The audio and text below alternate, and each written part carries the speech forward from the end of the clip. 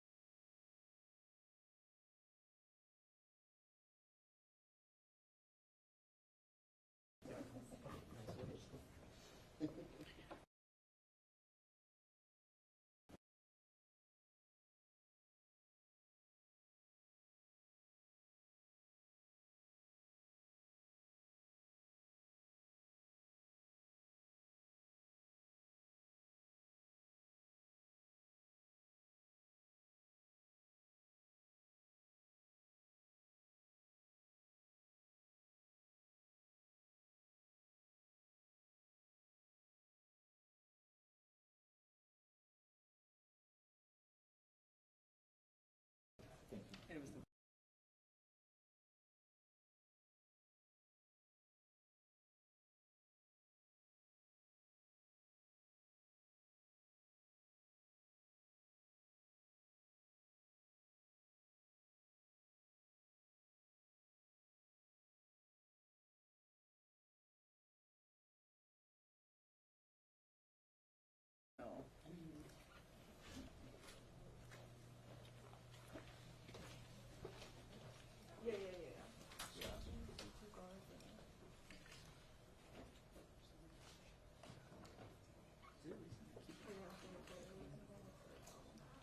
Jen says we're seeing it.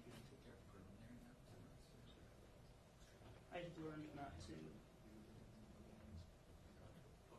inquire. Oh, they're saying they see in LA. I'm going to ask the coach to update her and then ask that question. Oh, I think they did it on in LA already, just to make sure it works right.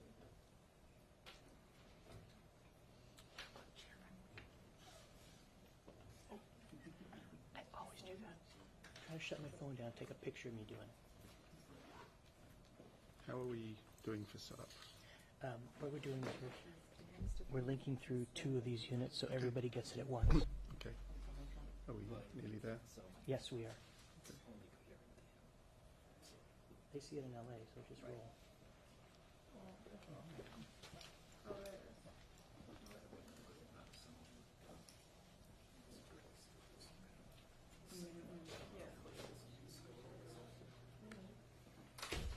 Yeah, I didn't even catch that. Yeah. Because I wasn't here, I watched it. Okay. I didn't even notice that. Yeah, yeah. Report, and Okay. that stood out to me, and then someone actually pinged me. Up and rolling? Okay. This is LA override in New York, and now they're freaking out. And If you want to take anything in the hallway, this turns on like that, and this is a movie feature. You can zoom in. Really? Lisa, I'm going to take that chair back.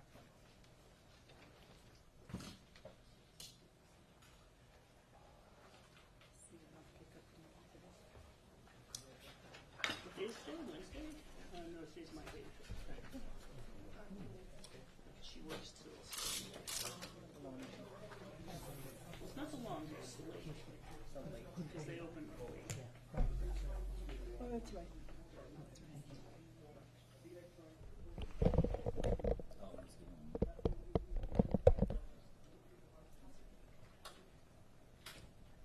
Nobody admonishes quite the way he does.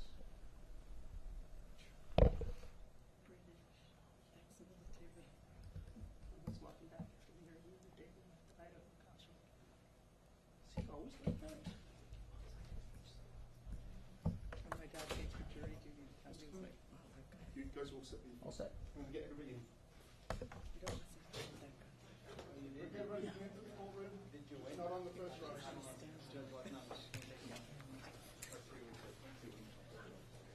yeah,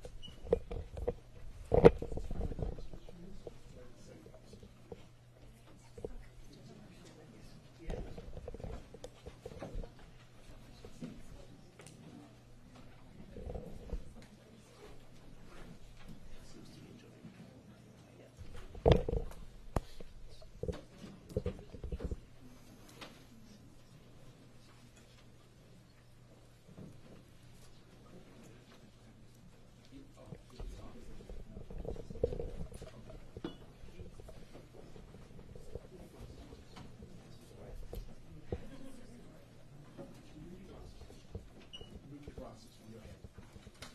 Thank you. Okay, as I mentioned earlier, no use of electronics inside this courtroom. There's also no eating, drinking, chewing gum, etc. while in court. So if you did bring bottled water in any format, leave it in your bag. Do not use it while you're in the courtroom. Thank you.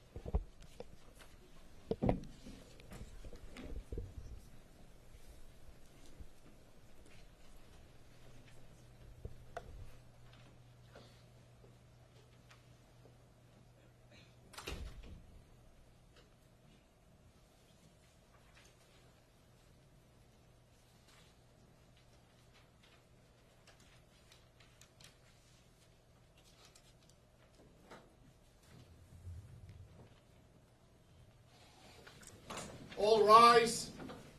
This court is back in session. The Honourable Judge Kathleen Watanabe presiding. Thank you. You may be seated.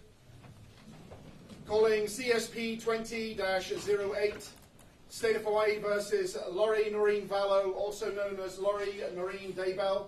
Motion for reconsideration of denial. The defendant's oral motion for bail reduction. Good afternoon, Your Honor. Justin Kohler, prosecuting attorney. With me is Tracy Murakami, deputy prosecuting attorney, appearing on behalf of the State of Hawaii. Good afternoon. Good afternoon, Your Honor. Craig DeCosta on behalf of Lori Daybell, who is present in the courtroom. Great, afternoon. Counsel ready to proceed with the matters? Yes, Your Honor. All right. Before we do that, let me just state on the record that there have been additional applications by the media for extended coverage. The court has granted all of the applications, and I just want to note on the record, this includes NBC Network News, A&E Networks, KLI-TV2 News, KHON News, and the Garden Island Newspaper. And this is with the caveat that there would be no additional cameras allowed in the courtroom other than what was approved on February 21st, 2020. All right, so Mr. DeCosta? Your Honor, with regard to the issue of our motion to reconsider, I'd like to respond to a couple of the filings which the state has brought forth. They're relying on 2011 civil contempt in a custody dispute. And even if this was a criminal contempt, in Hawaii, the tool that's used to determine whether the person should be released on bail and what the bail amount is, only goes back 2 years. So bringing up something that's 9 years old, I don't think that is appropriate and should be ignored by the court. With respect to the court order, because they're trying to make this a pattern of conduct, with respect to the 2020 court order, Ms. Daybell has an attorney in Idaho who's fighting that order. He actually filed a motion to quash the order prior to the given deadline, and that denial of the motion to quash is, I believe, on appeal in Idaho. So it's not that she's just flaunting court orders. It's that we have a very old allegation and a recent one that is being appealed and dealt with in the legal process. It's believed that order was unlawful and should be quashed. And that order was also mischaracterized. That order didn't say simply produce your children in Idaho court. It pretty much said bring your children so that we, the government, can take the children and put them in foster care. And that's the reason why she's fighting that order. With respect to whether she's a flight risk, Ms. Mrs. Daybell and her husband moved to Kauai. No charges were pending in Idaho at the time that they moved. It was a previously planned move, and it's something that makes sense because of all the states that Miss Daybell has lived in over the past 6 years. Her longest residency has actually been on Kauai. So, with respect to that, it is Lori's position, is our position, that she's not a flight risk just because the state of Idaho decided to file charges against her after she had already gone through with a previously planned move. She's not hiding from law enforcement. She's been under surveillance by law enforcement for weeks prior to her arrest. She didn't try to leave the state of Hawaii. She hired an attorney here, myself, who communicated with the police and said, if you get a warrant, let me know, I'll surrender her.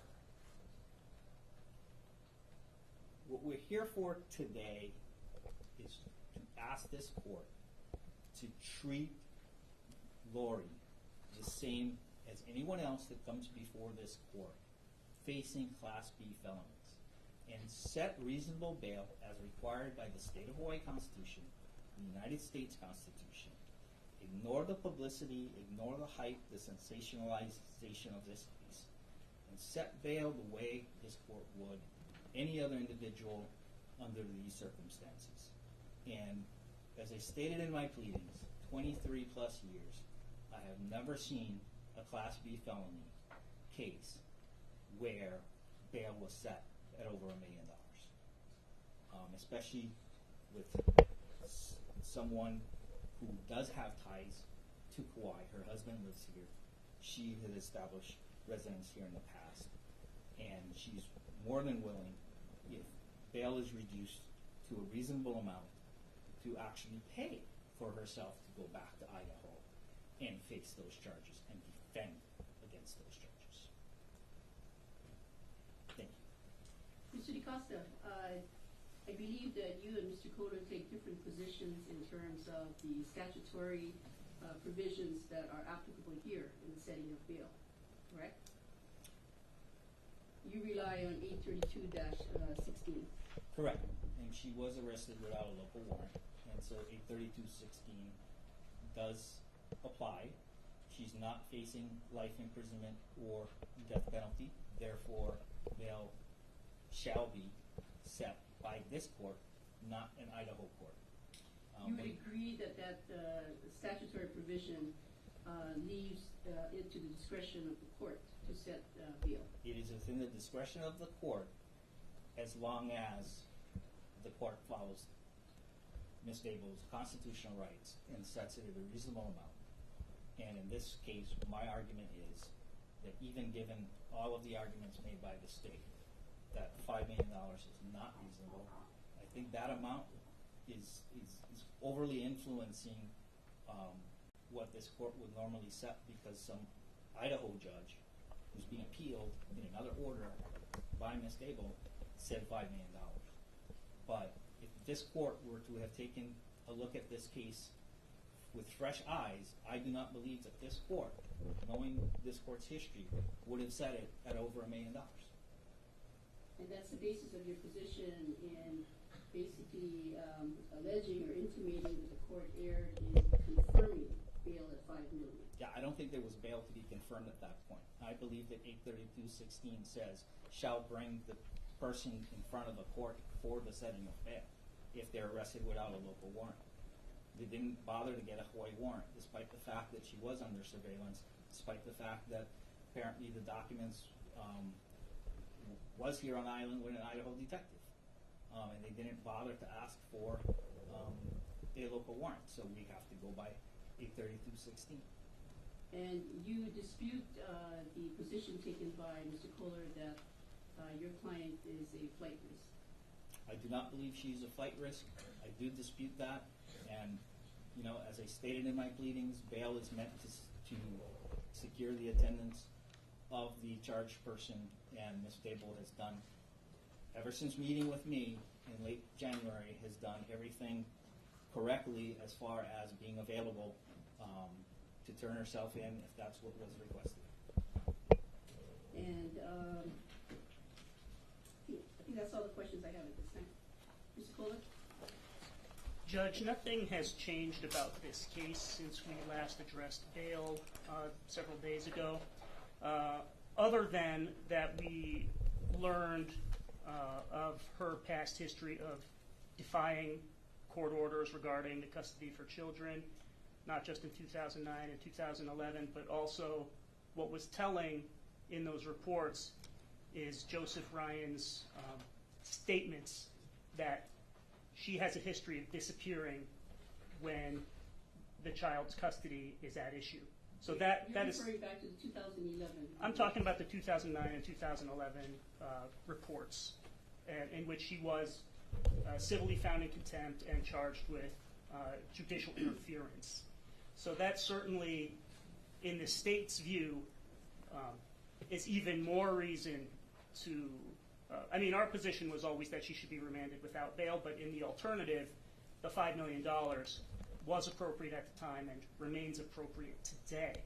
Now, Mr. DaCosta and I agree that we haven't seen a case like this before. In my 15 years, I haven't. In Ms. Murakami's 25 years, I'm sure she hasn't either. So this case is extraordinary, especially given the fact that the very same day investigators went to her house in Rexburg, she dug out for Hawaii, or she dug out at least for another state and then ended up in Hawaii. And yes, the move may have been pre-planned, but it certainly raises eyebrows with the state that the move appears to have been planned before her husband passed away. So the state considers that as well. So our position remains that Ms. Daybell is certainly a flight risk. She has resided in numerous states in recent years, has had identification from numerous states in recent years, and is in open defiance of court orders, not only from Idaho, but has a history of digging out when the chips are down, Your Honor. So the state rests on that unless Your Honor has specific I inquiries. have a question on the basis of bail, and you cite to Section 804-3 of the Hawaii Revised Statutes, which is not the same basis relied upon by the defense. Well, the state understands that Section 832-16 does give Your Honor the discretion to set the bail. We do not see any disharmony or dissonance between 804-3 and 832-16.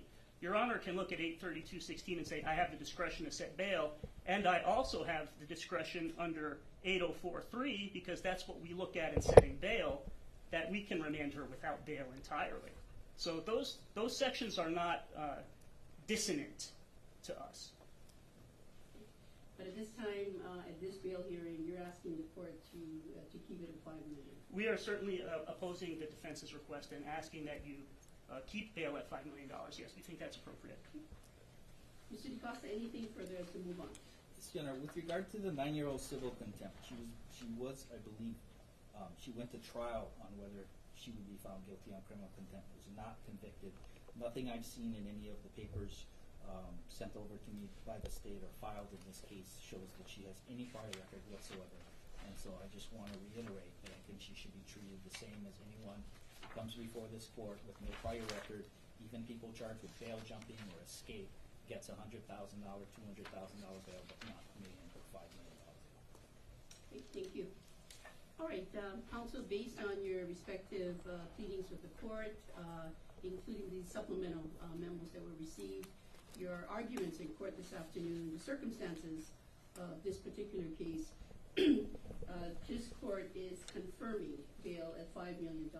Just want to state on the record, at the prior hearing, the court confirmed bail at $5 million, and let me just state that the plain meaning of confirm means firmly establishes. So I am firmly establishing and confirming what I previously said at the hearing, last hearing. So bail is confirmed at $5 million. I would like an order to that effect, Mr. Kohler. Yes, Your Honor. And as soon as you submit, the court will execute the same. Thank you. Anything further? Yes, Your Honor. Yes. At this time, we would, Ms. Daybell has executed a waiver of extradition, having reviewed all of the paperwork submitted by the state, we're not disputing that she is a person charged by the state of Idaho, and she would like to expedite her return there so that she can defend herself against these false allegations. Right, very well. Then, Ms. Daybell, would you please stand? And as soon as you're ready to turn that over to the bailiff, to the clock. Yes, Your Honor. Thank you.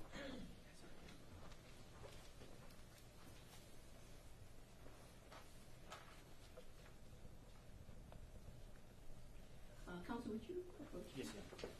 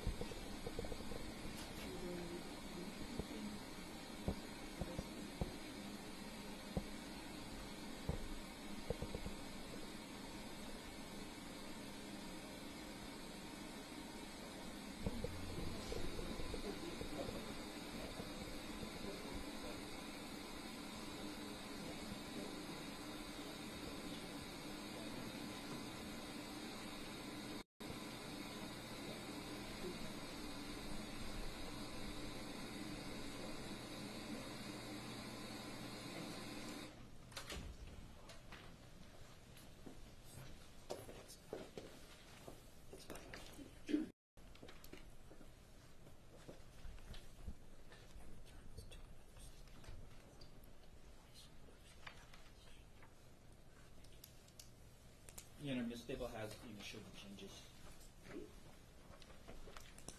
Thank you.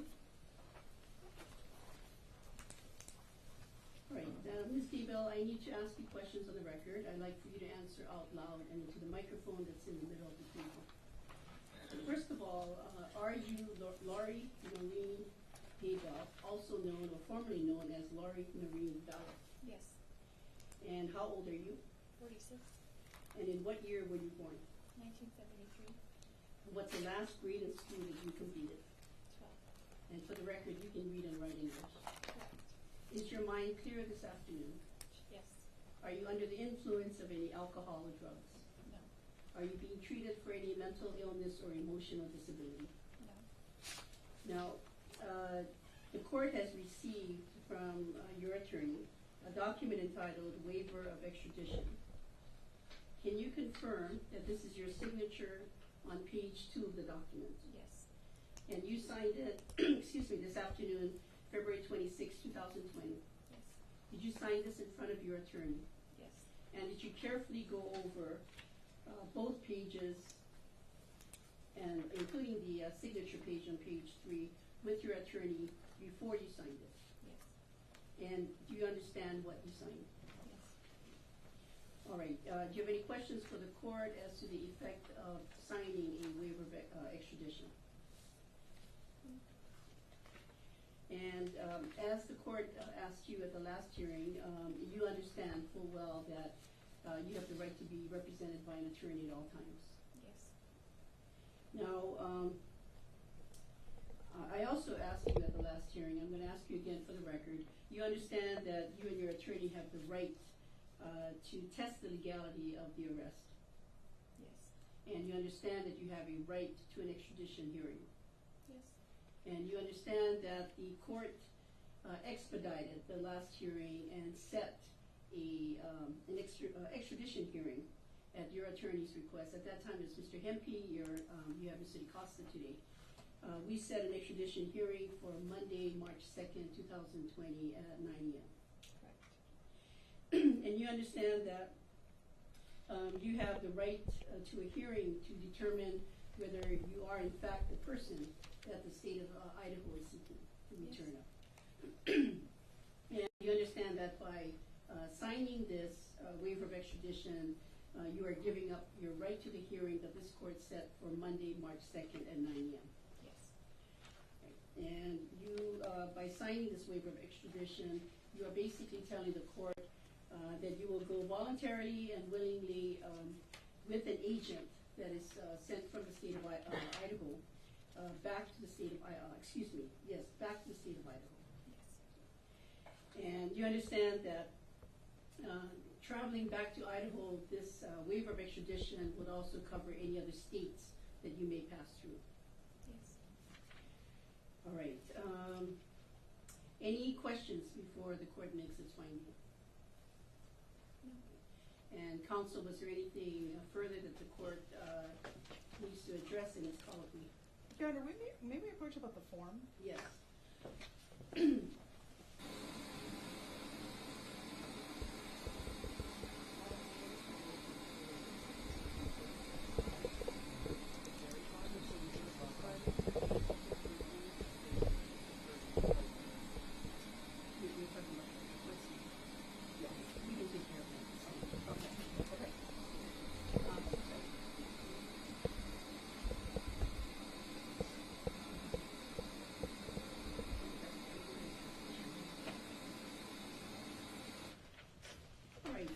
Ms. Vallow,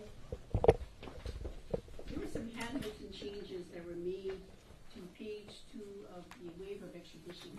Can you confirm that those are your initials that were made to the changes? Yes. And do you understand the changes? Yes. All right, so referring you to the language in the waiver of extradition, it says in the second paragraph that you've been fully informed of the charges against you that were brought by the state of Idaho. And this court did, on the record at the last hearing, go over those charges with you. Do you wish for the court to identify those charges again? No. And do you understand, let's see, that by signing this document, this is a voluntary, knowing, and intelligent waiver of your rights to the issuance and service of a governor's warrant, Yes. as well as any formal hearing. Yes. Great. And you understand that by signing this document, this is without reference to your guilt or innocence regarding the merits of your case that is with the state of Idaho. Yes. All right. The court is satisfied in its colloquy with Ms. I've been referring to as Ms. Vallow, Ms. Daybell, also known as Ms. Vallow, that she is intelligently, voluntarily, and knowingly executing this waiver of extradition. The court is satisfied that with the services of her attorney, she understands the consequences of doing so. And given that the court is instructing the prosecutor, Mr. Kohler, to make contact with the state of Idaho and to request that they send their agents as soon as possible. Yes, Your Honor. To pick up Yes. Ms. Daybell. And counsel, what I would like to do is set a hearing. I'm going to propose in 2 weeks, but we can do it sooner, for status, to make sure that the transport has occurred. Judge, I think 2 weeks is appropriate. I know Idaho, I've been in touch with them even as soon as I learned that might be a possibility of her waiving today. I think they weren't planning to come and get her before the hearing next week, so we're still working with them on the logistics. I think 2 weeks is appropriate. It can always be moved up sooner if something needs to be addressed. Okay, Mr. Picossa, any objection? I would ask for sometime next week. You want it next week? Yeah, just to see how soon. Any objection to that, Mr. Kohler? No. I'm going to set it then for a week from today, and this is for status. So March 4th, 2020 at 9 o'clock. Anything further, counsel? So we will be vacating the March 2nd court That case. is correct. The hearing set for Monday, March 2nd at 9 o'clock will be vacated. And to address Mr. Costa's motion, it'll be either withdrawn or denied as moot, or You mean the request for the hearing? the motion for recon. I think she just denied it. Oh, it's so denied, I'll okay. wait That's correct. I signature mean, on order. we've gone through the bail hearing Okay. prior to the waiver. And because now that she's waived, she cannot post bail at all, not even the $5 million. She's held pending to pick up, just under the statute. Correct? Well, $5 million was the equivalent of Right. no bail. So Okay. she's now Idaho has authority over her. That is correct. That is correct. Okay. Anything further? No. Okay, then, there being nothing further, court is adjourned. Thank you. All rise.